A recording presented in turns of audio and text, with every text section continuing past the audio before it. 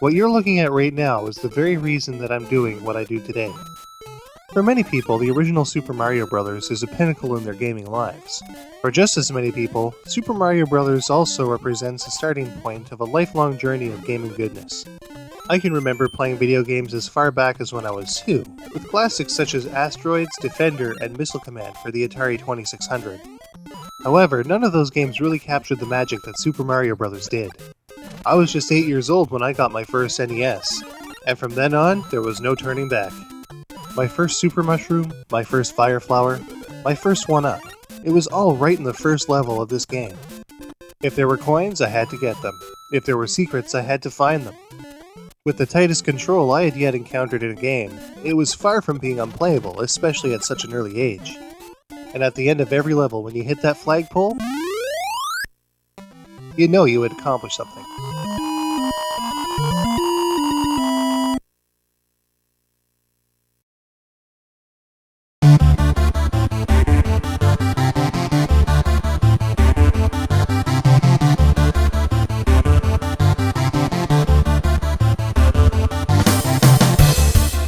Believe it or not, the original Super Mario Bros. Isn't the only game that got its gaming hooks in me. There were so many other titles out there that it was kind of mind-boggling. Back in the days when renting games was cool, I had played my fair share of different titles. There were also those games that I played with friends as well. Playing all of the games that you see here again really brought back a lot of memories of those days. Of course, as a kid, being social about it often isn't enough with parents. More often than not, we were shoved outside and told not to return until the sun was down or it was raining. I know I'm not the only kid that wondered if there'd ever be a day that we'd be able to play our Nintendos outside to get our parents off our back and get that Nintendo fix we craved. It was then that something happened. Something mind-shatteringly awesome. All of a sudden, I didn't have to be inside to play the Nintendo games I loved.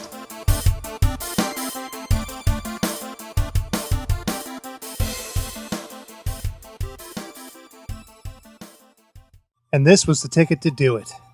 Nintendo's Game Boy revolutionized the way that we could play our games. No longer do we have to stay inside tethered to our TVs. We could play our games when we wanted, where we wanted, provided we had 4 AA's.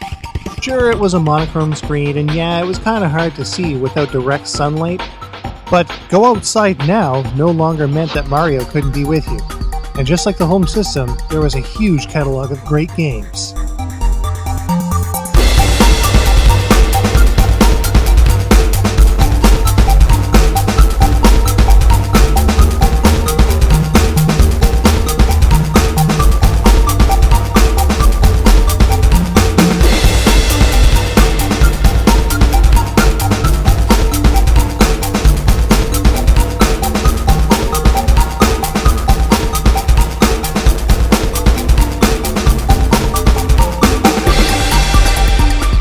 For pretty much the next decade, the handheld arena would stay mostly the same. I never really got into the Game Gear, as I couldn't afford one, but the Game Boy more than made up for it. However, by the time the Game Boy was released, the 16-bit wars were just heating up. I didn't know it at the time, but the Sega Genesis had already been released. I wasn't really aware about the 16-bit era until the Super Nintendo was announced on TV, and damn did I ever want it. Being so accustomed with Nintendo, of course I went with the Super NES. As a result though, I never really got to know the Genesis, as not many people I knew ever had one. The 16-bit era was probably the most important one in my gaming life. Not only were a multitude of excellent games released, but it got me through a lot of hard times, even years into the 32-bit era. I spent many days and weeks in front of my TV with so many great games to play. Although I would later spend a lot of time outside voluntarily, I still made sure to check in on my Super NES every now and again. I have so many great memories with this system, and I can always count on the Super NES to lift my spirits whenever I'm feeling down. Oddly enough though, the Super NES isn't the system that I have the fondest memories of. In fact, I didn't own the system that I'm talking about until around 2004. The more I think of it, the more I realize that, yeah, the games that I had the best memories of were the ones that I didn't have. Rather, they were the ones that I played with friends. And I have a really good friend that introduced me to the TurboGrafx 16. Though it didn't have the processing power to deliver the same level of graphics and sounds as the Super Nintendo, the TurboGrafx 16 to me is probably my favorite system of all time. Believe it or not, when it comes straight down to it, it's not even the games that make it my favorite system, even though many of them were great. As I came to find out earlier, my favorite games are the ones that I played with friends. So in a province where almost everyone speaks French but you, and there really isn't very much to do, sometimes all it takes to craft the best memories is a TurboGrafx 16 and a good friend. We used to spend hours in front of that thing, trying our damnedest to beat the hardest damn games on the planet. We never beat a single one, but damn was it ever fun. Seeing these old graphics and listening to the awesome chiptunes that are delivered through the TurboGrafx 16 really brings me back. Like almost no other game can, really.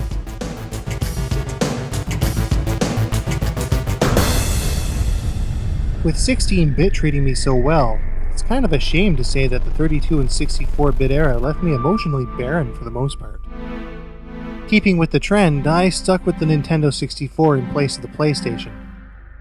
My parents wouldn't have more than that in the house. And with no job, I had no way to get it on my own.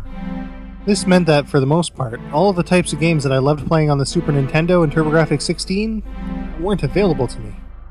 That's not to say that the games weren't good. A lot of them were fantastic. It's just, well, I didn't have access to the games that I really wanted to play. Not until the end of the millennium, anyway. The trend continues, and with good friends comes good times with games. I played most of my N64 games alone, so there isn't very much to reflect on. But when I moved to Nova Scotia, all of my friends had PlayStations, so its games were finally within reach. Between the 5 of us, we had about 100 titles to choose from. A whole lot of us would have gaming parties every single week, alternating whose house we were at. We played every kind of game imaginable. It was at that point that I decided, you know what, I'm going to get into collecting. That way there wouldn't be a system out there that we couldn't play our games on. Not a single one. By this point I had my own income, and the first thing I did was get my own PlayStation. I quickly caught up on all the games that I missed throughout the ages.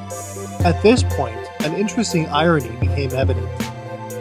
As the number of titles in my library grew, the sentimental attachment that I used to have as a kid towards gaming quickly diminished. So while my entire childhood was filled with all these great memories, all of a sudden, there was nothing.